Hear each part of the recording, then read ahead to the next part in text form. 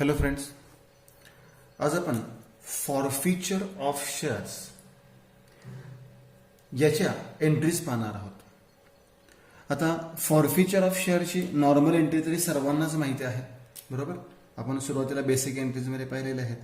Forfeiture म्हणजे shares जप्त करतोय आपण. मग फॉरफिचरच्या एंट्रीमध्ये नेहमी शेअर कॅपिटल अकाउंटला आपण काय करतो, डेबिट करतो. आणि जी काही रक्कम आपल्याला मिळाली नसेल, मग ती शेअर अलॉटमेंटची रक्कम असेल, शेअर फर्स्ट कॉलची रक्कम असेल, शेअर सेकंड कॉल किंवा शेअर फायनल कॉलची रक्कम असेल, ज्या अमाऊंट आपल्याला मिळाल्या नाही आहेत त्या अकाउंटला काय करतो आपण, क्रेडिट करतो. आणि बॅलन्सिंग फिगर म्हणजे राहिलेली रक्कम आपण कोणत्या अकाउंटला पाठवतो, शेअर फॉरफिचर अकाउंटला पाठवतो. या पद्धतीने आपण याची एंट्री करतो. आता जर उदाहरणामध्ये शेअर्स इश्यूड करताना प्रीमियम किंवा डिस्काउंट दिला असेल, तर या फॉरफिचरच्या एंट्रीमध्ये प्रीमियम किंवा डिस्काउंट घ्यायचा का नाही ते आपण या एक्झाम्पलमध्ये पाहणार आहोत. एक्झाम्पल पहा, सिंपल एक्झाम्पल आहे. Kartik limited issued 1000 equity shares of ₹10 each at a discount of ₹1 per share. इथे डिस्काउंट सांगितलेलं आहे. किती रुपये डिस्काउंट सांगितलेलं आहे, ₹1 डिस्काउंट सांगितलेलं आहे. आता शेअर ₹10 होता, बरोबर. फेस व्हॅल्यू शेअरची होती ₹10 आणि ₹1 डिस्काउंट सांगितलेला आहे. म्हणजे आपल्याला व्हॅल्यू किती मिळणार आहे, ₹9 मिळणार आहे. सांगितलेलं आहे. ऍप्लिकेशनचे किती रुपये आहेत बघा, ₹2. अलॉटमेंटचे किती आहेत, 2. आफ्टर डिस्काउंट आहे म्हणजे याची मूळ किंमत किती असणार आहे, 3 असणार आहे. डिस्काउंट वजा करून ₹2 म्हणजे मूळ किंमत किती असणार आहे, 3. फर्स्ट कॉलचे किती आहेत, 3 आणि फायनल कॉलचे किती आहेत, 2. असे ₹9 झालेले आहेत. पण जर डिस्काउंट विचारात नाही घेतला तर ₹10 झाले पाहिजेत. 2 आणि 3 5 आणि 5 10. म्हणजे हे ₹10 मूळ किंमत आहे, तो ₹9 विकला. इथे ₹1 फरक आहे. आता हे एंट्रीज करताना आपल्याला 3 केस दिलेले आहेत. त्या 3 केसमध्ये आपण कशा एंट्रीज करणार आहोत ते पाहणार आहोत. आता इथे मी वरती हेडिंग देऊन ठेवतो म्हणजे तुमच्या लक्षात येईल. Forfeiture of shares, forfeiture of shares, when shares originally issued at discount, issued at par असेल तर काहीच प्रश्न नाहीये, तुम्ही ऍज इट इज एंट्री करायची आहे. याच्यामध्ये प्रीमियम किंवा डिस्काउंटचा काहीच पॉईंट येत नाहीये. पण जर इश्यूड ऍट डिस्काउंट असेल तर तुम्हाला त्याची एंट्रीज कशा करायच्या ते नीट समजून घ्या. आता पहिली केस काय सांगितलेली आहे बघा, केस 1. मी 3 केस घेतलेले त्याच्यामध्ये. केस 1 फर्स्ट केसमध्ये मिस्टर एक्स, 3 ठिकाणी मी नाव सेमच घेतलेलं आहे. Mister x allotted 50 shares. X यांना आपण किती शेअर दिले होते, 50 शेअर्स दिले होते. डिड नॉट पे अलॉटमेंट मनी, त्याने अलॉटमेंटची रक्कम दिलेली नाही. म्हणजे त्यांनी फक्त कशाची रक्कम दिली, ऍप्लिकेशनचे. किती रुपये दिलेले आहेत, ₹2 त्यांनी ऍप्लिकेशनचे आपल्याला दिलेले आहेत. याचाच अर्थ त्यांनी पुढची रक्कम आपल्याला दिलेली नाहीये. आता मला सांगा, ₹2 मिळाले असतील म्हणजे किती रुपये आउटस्टँडिंग असणार आहेत, तर ₹8 आउटस्टँडिंग असणार आहेत. ₹8 आपल्याला मिळालेले नाहीत. हा एक पॉईंट सर्वात महत्वाचा तुम्ही लक्षात ठेवायचा आहे. Did not pay allotment money and his shares were forfeited. आता हे फॉरफिट करा सांगितलेत, पण अलॉटमेंट नंतर लगेच फॉरफिट करायचे. अलॉटमेंट नंतर लगेच फॉरफिट करा, लगेच जप्त करा. मग करूयात आता एंट्री. सांगितलं मी पहिली केस आहे. पहिल्या केसमध्ये कोणत्याही एंट्रीमध्ये फॉरफिचरच्या आपण नेहमी कोणत्या अकाउंटला डेबिट करतो, share capital account debit, share capital account debit. आता इथे आपण कॅपिटलला किती रक्कम घ्यायची आहे हे तुमच्या लक्षात आलं पाहिजे. तर त्यासाठी तुम्हाला हा पॉईंट विचारात घ्यावा लागेल. आपण फॉरफिचर केव्हा करतोय, आफ्टर अलॉटमेंट. ही जी फॉरफिचरची एंट्री करतोय ती केव्हा करतोय, आफ्टर अलॉटमेंट. मग तुम्हाला अलॉटमेंट पर्यंतचीच रक्कम विचारात घ्यायची. अलॉटमेंट पर्यंतची रक्कम घेणे. जर फर्स्ट कॉल नंतर फॉरफिट असेल तर फर्स्ट कॉल नंतर रक्कम घ्यायची आहे आणि फायनल कॉल नंतर फॉरफिट असेल तर पूर्ण रक्कम घ्यायची.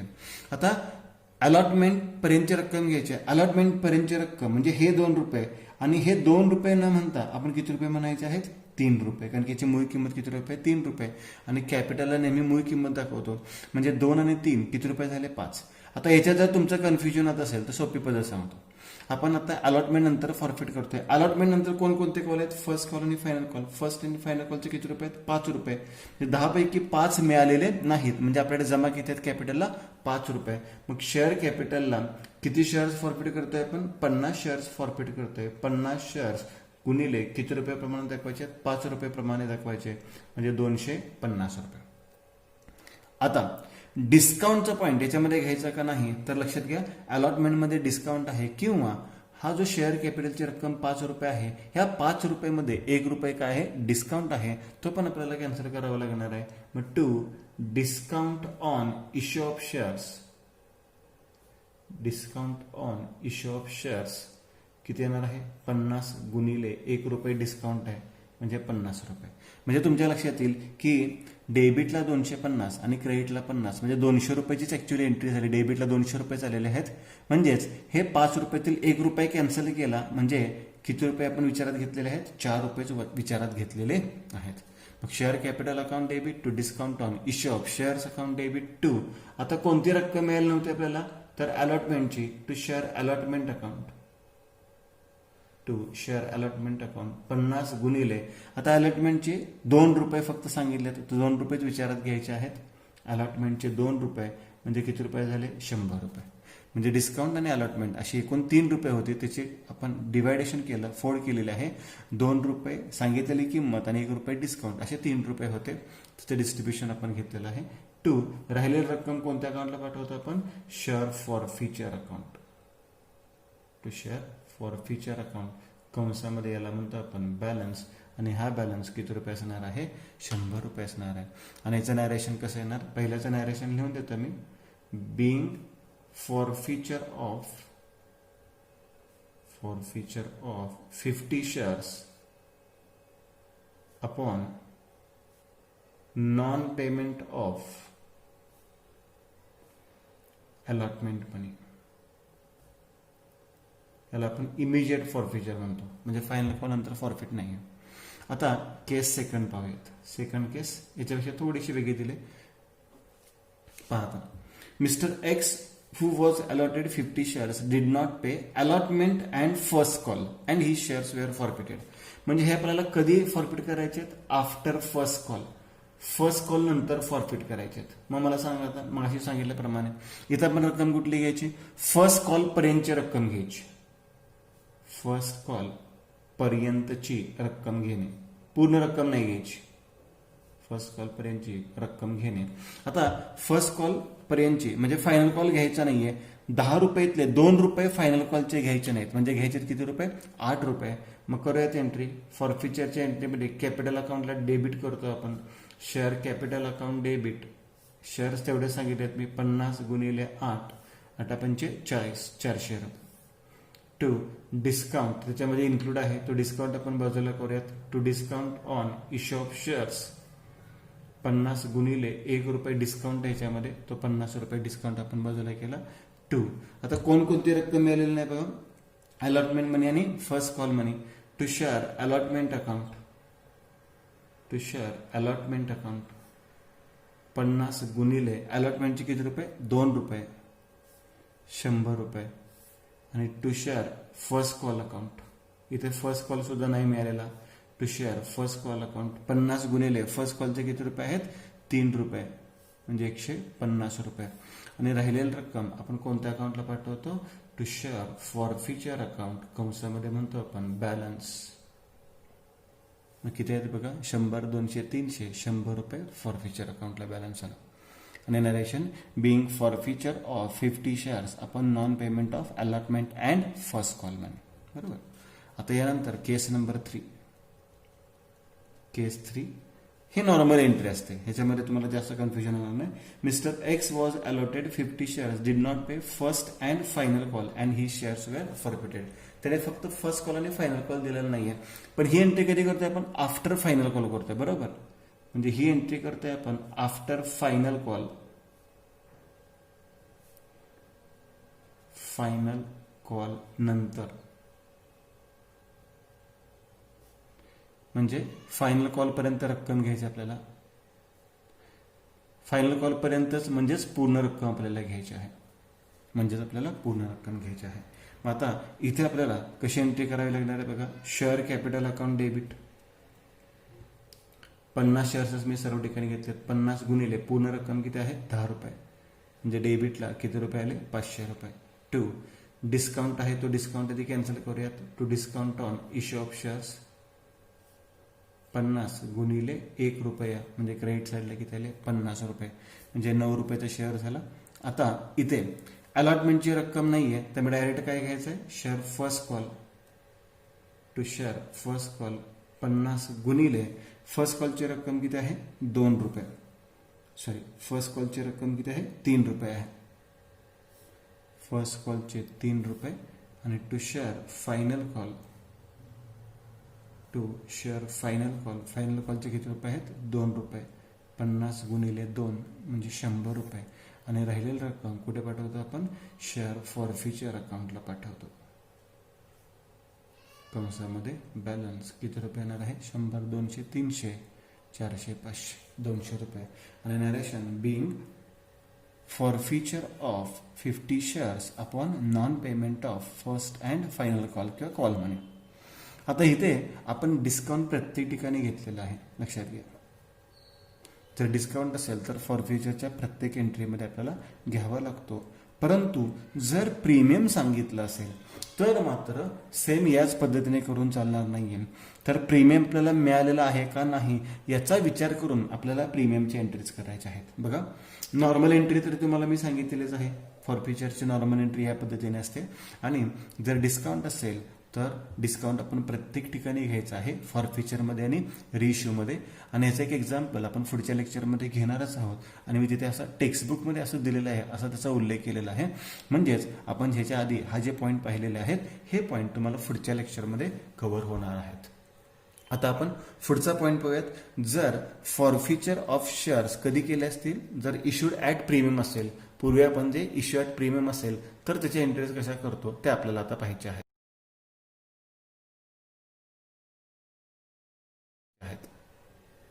चला तर पाहूयात. आता जर आपण मूळ शेअर्स आपण प्रीमियमने जर विक्री केली असतील तर आपल्याला फॉरफिचरच्या एंट्रीज कशा करायच्या आहेत. आपण इथे डिस्काउंटच्या एंट्रीज पाहिलेल्या आहेत. जुन्या ठिकाणी आपण डिस्काउंट घेतला, परंतु प्रीमियम असेल तर मात्र आपल्याला थोडासा बदल करावा लागणार आहे. तो बदल काय आहे हे लक्षात घ्या. हे आपण मूळ एंट्री केलेले आहे जे आपल्याला माहिती आहे.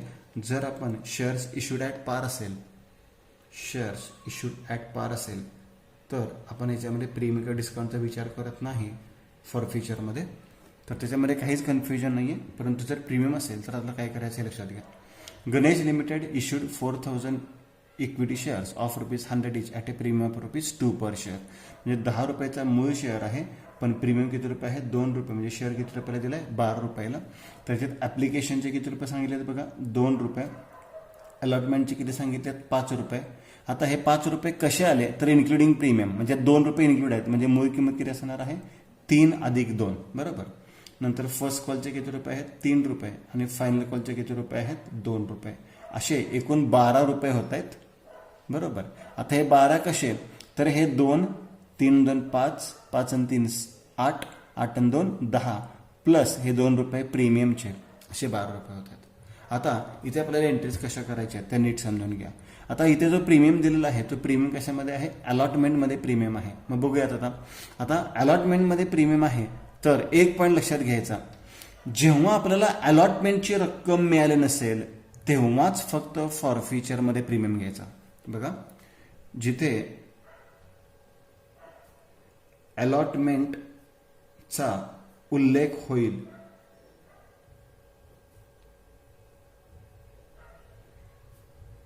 तिथेच प्रीमियम घेणे. फॉरफिचरमध्ये म्हणतोय मी. फॉरफिचरमध्ये जर आता असं का आहे तर लक्षात घ्या. तो एक पॉईंट मी एक्सप्लेन करेन. मला सांगा आता समजा एक व्यक्ती आहे एक्स. त्या एक्सने ॲप्लिकेशनची रक्कम दिली, अलॉटमेंटची पण रक्कम दिली आणि फर्स्ट कॉलची पण रक्कम दिली. त्याने फक्त फायनल कॉलची रक्कम दिलेली नाही, म्हणजे आपल्याला फायनल कॉल मिळालेला नाही. तर त्याने अलॉटमेंटची रक्कम दिली म्हणजे प्रीमियम सुद्धा दिलेला असणार आहे बरोबर का. मग आपण जप्त करताना तिथे प्रीमियमचा विचार करायचा नाही. तिथे आपण काय करायचं आहे प्रीमियम घ्यायचा नाही. परंतु जर एखाद्या व्यक्तीने allotment, first call, final call अशी रक्कम दिली नसेल, म्हणजे त्याने प्रीमियमची रक्कम सुद्धा दिली नसेल, तर मात्र फॉरफिचरच्या एंट्रीमध्ये आपल्याला काय घ्यावं लागणार आहे? प्रीमियम घ्यावं लागणार आहे. आता तो कसा? तो इथे आपल्याला पॉईंट व्यवस्थित लक्षात घ्यायचा आहे. बघा 3 केस याच्यामध्ये सुद्धा मी सांगितले आहेत, मगाशी जसे घेतले होते तसेच. Case 1, mister A was allotted 80 shares. एला आपण किती शेअर दिलेत? 80 shares. Did not pay allotment money and he shares were forfeited. Allotment नंतर लगेच फॉरफिट केले. बरोबर. आता इथे आपण रक्कम कुठेपर्यंत घ्यायची? अलॉटमेंट पर्यंतची रक्कम घ्यायची. अलॉटमेंट पर्यंतची रक्कम घेणे. अलॉटमेंट पर्यंतची रक्कम घ्यायची आहे. फर्स्ट कॉल आणि फायनल कॉल इथे आपण विचारात घ्यायचा नाही. कोऱ्यात आता सांगितलं फॉरफिचरच्या एंट्रीमध्ये नेहमी कोणत्या अकाउंटला डेबिट करतो आपण? Share capital account debit.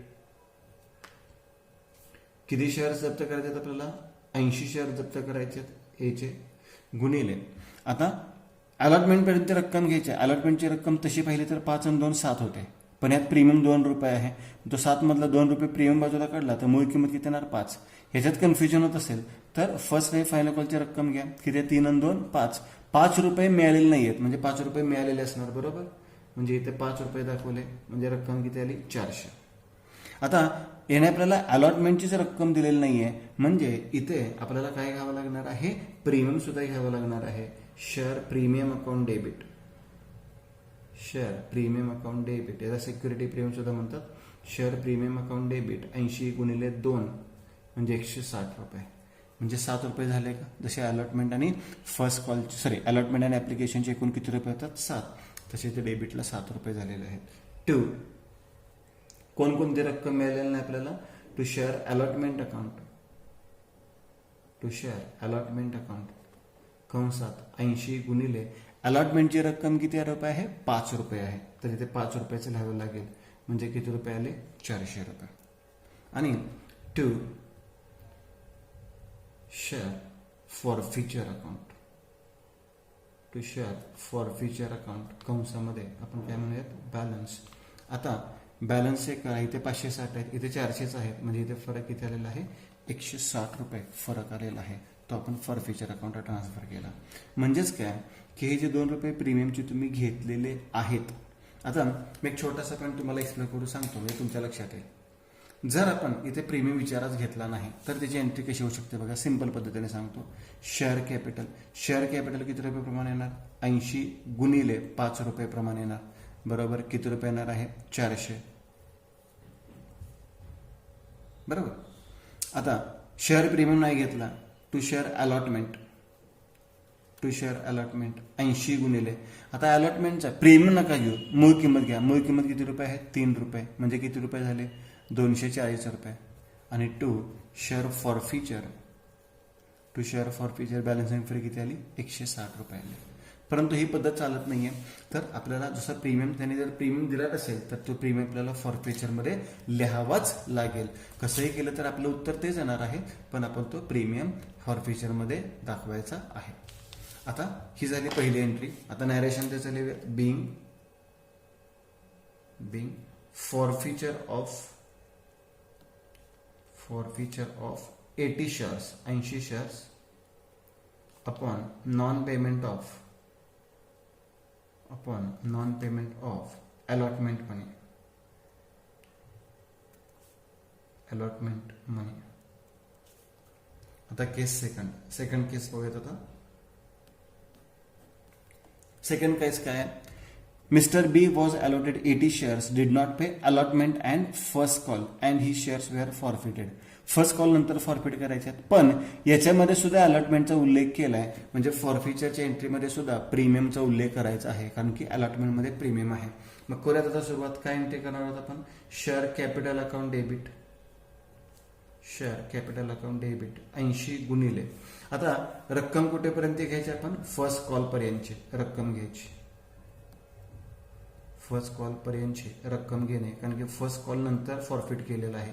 मग फर्स्ट कॉल सोडला, फर्स्ट कॉल पर्यंतची म्हणजे फायनल कॉल सोडायचा आपण. 2 रुपये विचारात घ्यायचे नाहीयेत, म्हणजे किती रुपये विचारात घ्यायचे आहेत? 8 रुपये विचारात घ्यायचे. मूळ किंमत 640 रुपये. प्रीमियम सुद्धा दाखवावं लागणार आहे, कारण की अलॉटमेंटमध्ये प्रीमियम आहे. शेअर प्रीमियम अकाउंट डेबिट 80 गुणिले 2 रुपये प्रीमियम 160 रुपये. बरोबर, कारण की त्याने अलॉटमेंट म्हणजे काय केलेलं आहे, अलॉटमेंटची रक्कम दिलेली नाही, याचा अर्थ प्रीमियम सुद्धा त्याने दिलेला नाही. 2 share allotment account, 2 share allotment account कंसामध्ये 80 गुणिले, आता अलॉटमेंटची रक्कम बघूयात. अलॉटमेंटची रक्कम किती रुपये आहे, 5 रुपये, 400 रुपये.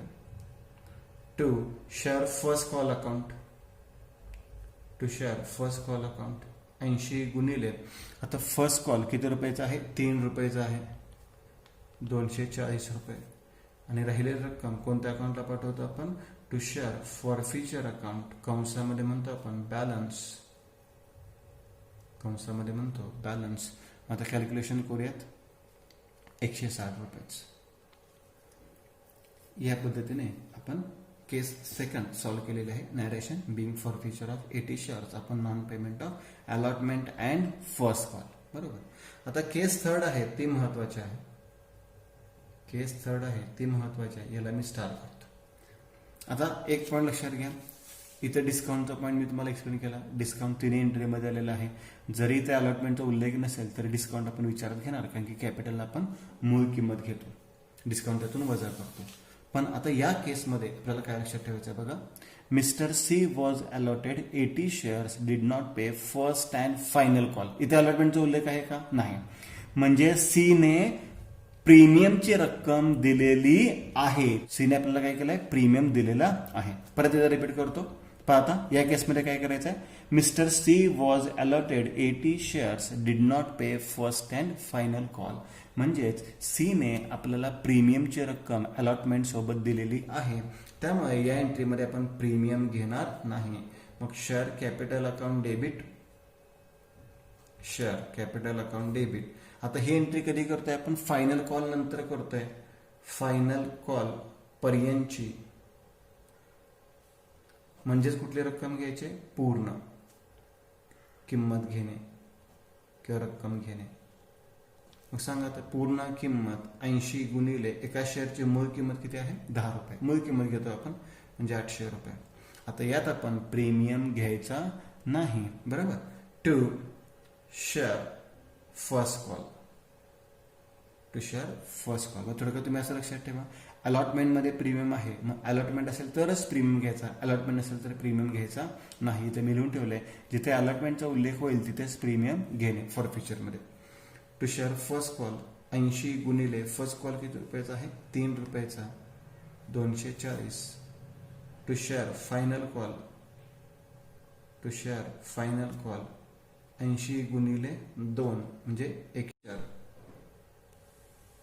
टू शेअर फॉरफिचर कंसामध्ये बॅलन्स 200, 300, 400 वजा झाले तर बॅलन्स किती आला, 400. आणि नरेशन लिहिलं, being forfeiture of 80 shares upon non payment of call. मग तुम्हाला जर फॉरफिचरचे पॉईंट विचारले तर लक्षात घ्या, forfeiture at originally issued at par असेल तर काहीच प्रॉब्लेम नाही आहे, तर डिस्काउंट किंवा प्रीमियमचा उल्लेख होत नाही. पण ओरिजिनली इश्यूड ॲट डिस्काउंट असेल तर तुम्ही सर्व ठिकाणी डिस्काउंट घ्यायचा. परंतु ओरिजिनली इश्यूड ॲट प्रीमियम असेल तर जिथे अलॉटमेंटचा उल्लेख आहे, कारण की अलॉटमेंटमध्ये प्रीमियम होतं, लक्षात घ्या. ॲप्लिकेशनमध्ये असा तर प्रश्न नसता आला, अलॉटमेंटमध्ये प्रीमियम आहे म्हणून आपण इथे शेअर प्रीमियम घेतलाय. अलॉटमेंटमध्ये प्रीमियम आहे म्हणून इथे आपण शेअर प्रीमियम घेतलाय. इथे अलॉटमेंटचा उल्लेख नाही आहे त्यामुळे आपण प्रीमियमचा सुद्धा उल्लेख केलेला नाही. या पद्धतीने तुम्हाला फॉरफिचर ऑफ शेअरच्या एंट्रीज करायच्या आहेत. पुढील एक्झाम्पलमध्ये, पुढच्या लेक्चरमध्ये तुम्हाला हे दोन्ही पॉईंट्स कव्हर होणार आहेत, म्हणजे forfeiture of shares Wien shares originally issued at discount. आणि टेक्स्टबुकमध्ये ज्या पद्धतीने दिलेलं आहे त्या पद्धतीनेच आपण या एंट्रीज केलेल्या आहेत. त्या एक्झाम्पलमध्ये सुद्धा त्याचा मी उल्लेख केलेला आहेच. आणि forfeiture of shares Wien shares originally issued at premium. Thank you.